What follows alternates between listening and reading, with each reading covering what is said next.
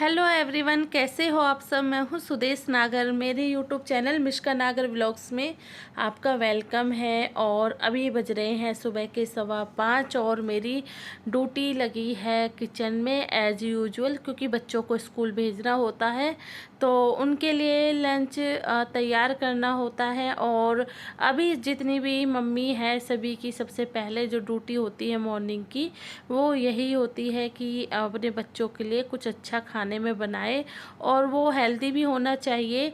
और स्कूल में भी अब जो वैसा खाना है फास्ट फूड जंक फूड वो अलाउ नहीं है, प्रॉपर खाना ही जाना चाहिए। तो बस यहाँ पे आज मैं बना रही हूँ सूखी अरबी और बहुत अच्छी लगती है खाने में और बच्चों को भी पसंद आती है।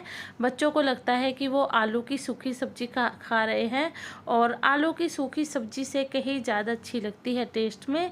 तो बस यहाँ पे मैंने अरबी को छील के रख लिया था, काट के भी। और एक छोटी सी कढ़ाई ली है स्टील की, उसमें मैंने तेल गरम करा और फिर डाल दी मैंने उसमें अजवाइन और हींग डाल दी। और जब वो हल्की सी ब्राउन हो गई, क्योंकि अजवाइन को ज़्यादा ब्राउन होते टाइम नहीं लगता, एकदम से हो जाती है, तो मैंने अरबी डाल दी। और यहाँ पे अरबी को चमचा से मैं इसलिए डाल रही थी क्योंकि वो कुछ चिकनी सी हो जाती है धोने के बाद, तो फिर हाथों में कुछ अजीब सा लगता है और मेरे हाथों में तो खुजली भी हो जाती है जब मैं अरबी को काटती हूँ। तो प्लीज़ आप सब भी कमेंट में ज़रूर बताना कि आपके साथ भी ऐसा ही होता है क्या, कि जब आप अरबी को काटते हो आपके हाथों में अजीब सी खुजली हो जाती है जो बहुत मुश्किल से बंद होती है। तो बस यहाँ पे फिर मैंने अरबी डाली और अरबी में डाल दिए हैं बेसिक मसाले, हल्दी, लाल मिर्च, नमक और धनिया और सूखा मसाला, यही सब उसमें जाते हैं सब्जी में, तो वही मसाले इसमें डाले हैं और अच्छे से मैंने इसको मिक्स कर दिया है। और ये स्टील की कढ़ाई है तो इसमें जो सूखी सब्जी है बनती तो अच्छी है पर थोड़ा सा लगने का डर रहता है, तो बिल्कुल सिम गैस पर ही इसको मैं पकाती हूँ। तो यहाँ पे मैंने अच्छे से उसको मिक्स करके फिर मैंने गैस को धीमा करके और ढक दिया था अरबी को पकने के लिए छोड़ दिया। तब तक मैं आटा गूंद लूँगी और आटा फ्रेश ही गूंदती हूँ सुबह के लिए, बेशक से मेरा रखा हुआ आटा क्यों ना हो, क्योंकि मैं बच्चों को हमेशा आटा ताज़ी गूंद के ही रोटी खिलाती हूँ बना के। और अगर जो बचता है आटा, वैसे तो ज़्यादा आटा बचता नहीं है, आप देख रहे हो बहुत कम लिमिट का आटा ही उतना ही गूंदा है जितना ज़रूरत है। लेकिन अगर आटा बच भी जाता है 2-3-4 रोटी का, तो उसकी रोटी मैं बना के खा लेती हूँ और बच्चों के लिए और हस्बैंड के लिए ताज़ी आटे की ही रोटियां बनती है।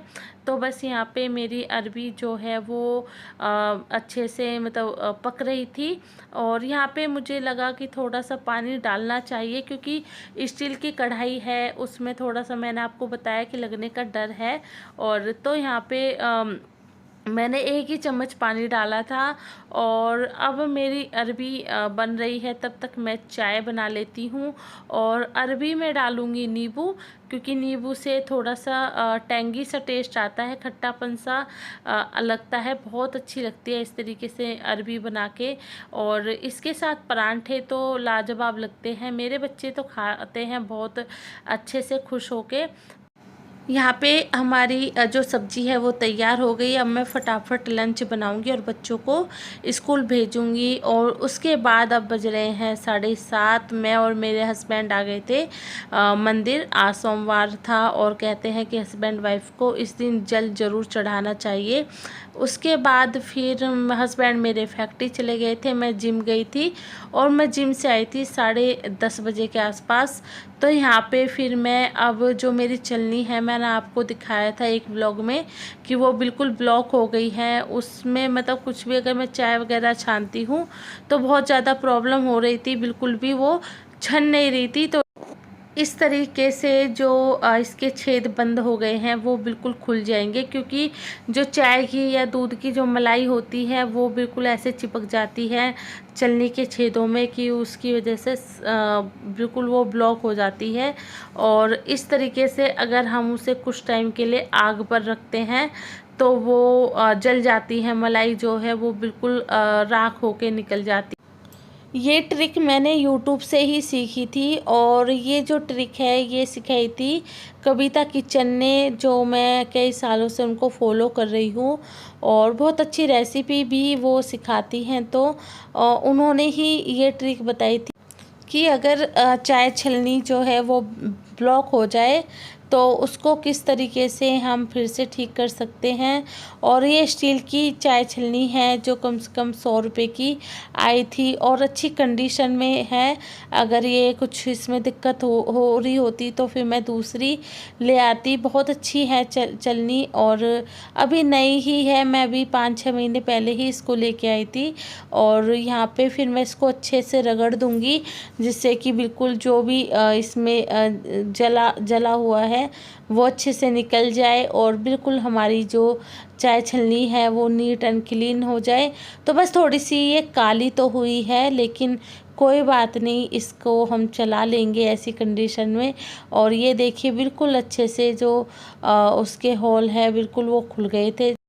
अब मैं तैयारी करूँगी लंच बनाने की। तो यहाँ पे मेरा दूध है जिसमें मैंने नींबू डाल के फाड़ लिया था, क्योंकि मैं दोपहर में पनीर के परांठे बनाऊँगी और ज़्यादा नहीं खाएंगे हम लोग, 2-2 परांठे ही खाएंगे। तो उसके हिसाब से बिल्कुल पनीर जो है वो ठीक है। 1 किलो दूध का पनीर बहुत हो जाता है। और इसमें प्याज वगैरह भी मैं डालूँगी जब मैं परांठे बनाऊँगी, तो अभी से उसकी तैयारी कर लेती हूँ। और बस इसको मैं अच्छे से धो रही थी। और यहाँ पे मैंने आटा छलने वाली जो छलनी होती है उसको मैंने ले लिया था, जिसमें मैंने पनीर को रख लिया जिससे कि उसका जो पानी है एक्स्ट्रा वो निकल जाए। और अब मैं कपड़े में या मतलब हैंकी में इसको बांध के टंकी पे ही लटका दूंगी। और इसलिए मैं जो बर्तन वगैरह हैं उनको भी अच्छे से साफ़ कर रही थी, क्योंकि अभी मैं सिंक को साफ़ कर दूंगी तो बार बार मुझे बर्तन मांजने का झंझट नहीं होगा और जो पनीर है वो निचड़ता रहेगा। तो बस लास्ट में एक भगोना ही बचा हुआ था, तो बस उसको भी मैं अच्छे से मांज के रख दूंगी और 1-2 घंटे में जो पनीर है वो अच्छे से निचड़ जाएगा। और मेरे बच्चे आते हैं 2:30 बजे के आसपास, तो जब तक मेरे बच्चे आएंगे तब तक मैं इसकी तैयारी करके रख लूँगी पनीर की। जब बच्चे आ जाएंगे तब मैं गरमा गरम पनीर के परांठे बनाऊंगी और हम सब लोग खाएंगे। तो यहाँ पे मैंने हाथ को पोंछ लिया है क्योंकि चिकने से हो गए थे मेरे हाथ। ये है मेरे हस्बैंड के शूज़ जो मैंने एक बाल्टी में सरफ डाल के भिगो दिए थे, जिससे कि मैं इनको अच्छे से धो सकूं आधे घंटे 1 घंटे बाद। और तब तक मैं घी भी निकाल लूँगी, क्योंकि बच्चे आने से पहले जितने भी हार्ड काम है वो कर लें तो पूरा दिन जो है वो बहुत ईजी रहता है, आराम से निकल जाता है और घर में भी शांति रहती है। तो सारे जो काम है बहुत आराम से हो जाते हैं, क्योंकि जब बच्चे घर में रहते हैं तो उनको कुछ न कुछ चाहिए होता है या आपस में लड़ रहे होते हैं, तो बस उन्हीं के चक्कर में लगे ही रहते हैं।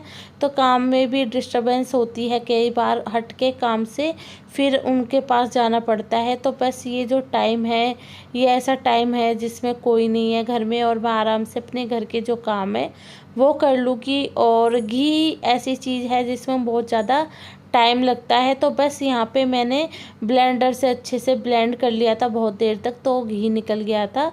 और जो मेरा ब्लेंडर है बहुत यूज़फुल रहता है मेरे लिए ऐसी चीज़ों के लिए, क्योंकि मिक्सी में अगर मैं घी निकालूंगी तो बहुत ज़्यादा टाइम भी लगेगा और मिक्सी पूरी ख़राब हो जाती है, उसको साफ़ करना मुश्किल हो जाता है। और गर्मी इतनी हो रखी थी कि जो मक्खन है वो पिघल गया था और मुझे वो साफ़ भी करना था, क्योंकि इसमें जो भी दूध है तो उसको अच्छे से मैं पहले धोऊंगी तब मैं मलाई निकालूंगी, तो उसमें ज़्यादा मेहनत नहीं करनी पड़ती, फटाफट हो जाता है। तो पहले तो मैं ब्लेंडर को अच्छे से साफ़ कर रही थी एक एक कोने को, कि जितना भी मक्खन है सब उसमें निकल जाए। और यहाँ पे जब मैंने पानी डाला तो बिल्कुल मक्खन पिघल गया था। और एक तो टंकी का पानी भी गर्म हो जाता है तो उसकी वजह से भी, तो उसके लिए भी मेरे पास एक उपाय है कि मेरे पास जो आइस क्यूब्स है उनको मैं इसमें डाल दूँगी और उससे जो मेरा मक्खन है वो पिघलेगा नहीं, टाइट हो जाएगा और जो उसका एक्स्ट्रा दूध है वो निकल जाएगा। तो बस यहाँ पे मैं आइस क्यूब डाल रही थी और फिर अच्छे से मैं उसको मिक्स कर रही थी जिससे कि वो जल्दी पिघल जाए और जो मक्खन है वो ठंडा होके एक जगह इकट्ठा हो जाए और एक्स्ट्रा दूध को मैं निकाल लूँ। तो बस यहाँ पे इसी तरीके से मैं कर रही थी। और ये जो मेरा घी है ये मेरे घर का ही घी है। मैं मलाई को इकट्ठा करती रहती हूँ और हफ्ता 10 दिन में जब मौका मिलता है तब मैं घी निकाल लेती हूँ। घर का जो घी होता है अगर उसको हम बच्चों को भी खिलाते हैं या खुद खाते हैं तो उससे ज़्यादा नुकसान नहीं होता। बाहर के घी में मिलावट होती है, केमिकल्स होते हैं, तो वो सही नहीं होता बच्चों के लिए। यहाँ पे बस मैं गैस को ऑन कर दूँगी और फिर मैं अच्छे से घी निकालूँगी। और कुकर में मैंने बनाई है खिचड़ी। अभी मेरे हस्बैंड का फ़ोन आया था, उनको खिचड़ी खानी थी और अब मैं बच्चों और अपने लिए ही पनीर के परांठे बनाऊँगी। और यहाँ पे फिर मैंने जो किचन टॉप है उसको भी साफ़ कर दिया अच्छे से।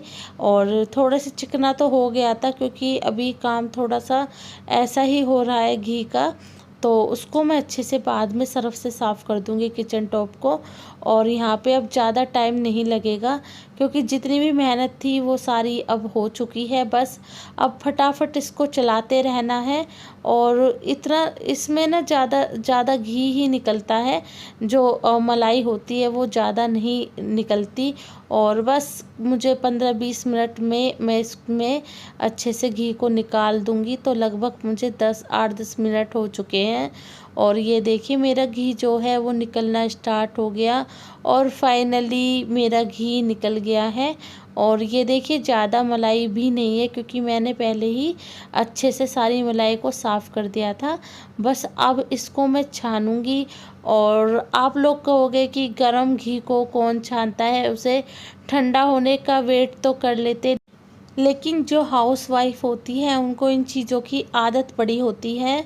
और पहले तो मेरे हाथ जल जाते थे जब मेरी नई नई शादी हुई थी और मुझे थोड़ा सा डर भी लगता था ऐसी चीज़ें करने से, लेकिन अब तो आदत पड़ चुकी है। और ये लगभग हमारा हफ्ते 10 दिन में ये काम हम करते ही रहते हैं। मैं घी निकालती हूँ तो इसी तरीके से मैं उसको साथ के साथ ही अच्छे से छान के रख देती हूँ।